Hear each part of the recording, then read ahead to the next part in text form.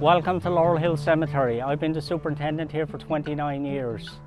I've been working here 40 years altogether, but I used to work for an outside company doing monuments and restoration work on historic monuments.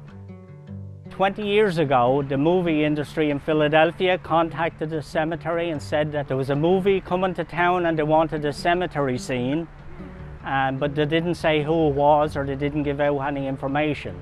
So a couple of months later, SUV pulled into the driveway and it was Sylvester Stallone and his entourage. So I took them around, and obviously I took them all along the river banks, overlooking the river because that's very scenic. And when we came to a headstone by the name of Bud, it had this symbol on it, and Sylvester Stallone loved that, and he said that he wanted it on a real headstone. The monuments come from Barrie, Vermont, and when they come down on tractor trailers, they're all crated so they don't get damaged.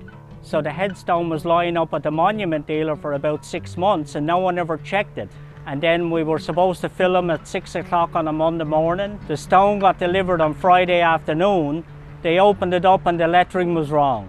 So they all panicked. The movie was costing $200,000 a day to produce. So they panicked and they asked everyone to fix the headstone over the weekend, but nobody would do it.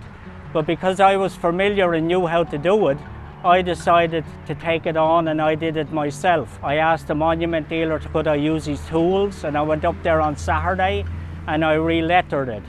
Now I didn't fix the old lettering, I decided to turn it around and letter the back of it, knowing that the movie people had artists and all that could fill in the back of it and make it look good, because they didn't want the stone to look new, they wanted it to look old. But when they were here, they didn't realise that the monument was 850 pounds. So on Monday morning they had to hire me and my crew to move the monument, because they're used to moving styrofoam monuments with their 2 fingers. And so they had to hire 3 of us for 2 days, and we would move the monument 10 feet this way, 6 feet that way, 4 feet that way, and they paid us, of course. They shot the movie for approximately 2.5 days, and when the movie was over, Sylvester Stallone said, give the monument back to the Irish guy, he's the one that bailed us out and made the movie happen. So about 10 years later then, a movie prop people from Australia contacted me and wanted to buy the original headstone. I said, I won't give you the original headstone, but I have a backup one. I'll give you the backup one. He said, why don't you keep the backup one and I'll send me the original one. I said, that's not going to happen. So I shipped them off the backup stone that we had in our monument display just for advertising. So then we looked up the web page in Australia and he said, original movie prop. So I know, and everyone here knows, that that's not true, because I turned the headstone around, and if you look at the back of this headstone you will see the original lettering, where over 20 years of weather and winters and all, you can read the lettering now on the back of it where it's starting to fade. So we know that he was telling lies, that we have the original.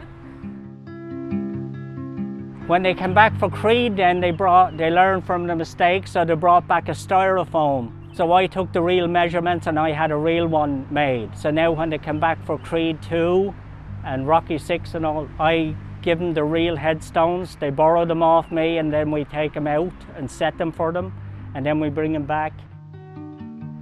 The original movie spot is about 1/4 mile from here.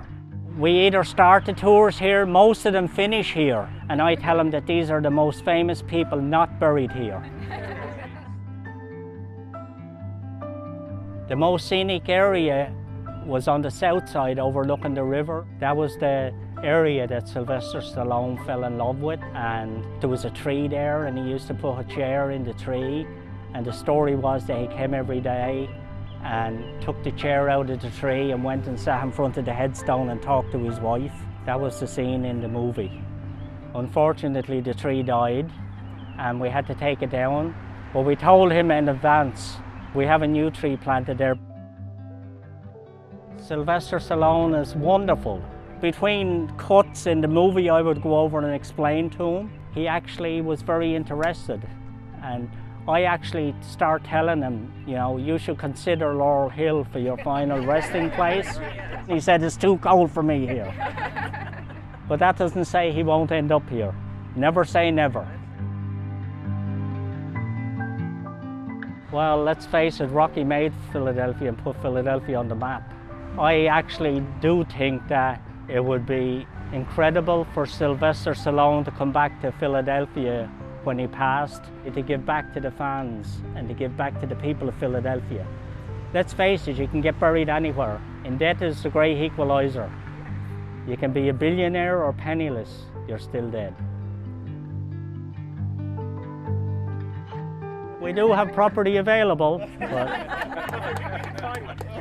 trust me, if Sylvester Stallone comes here to get buried, we will find a spot for him.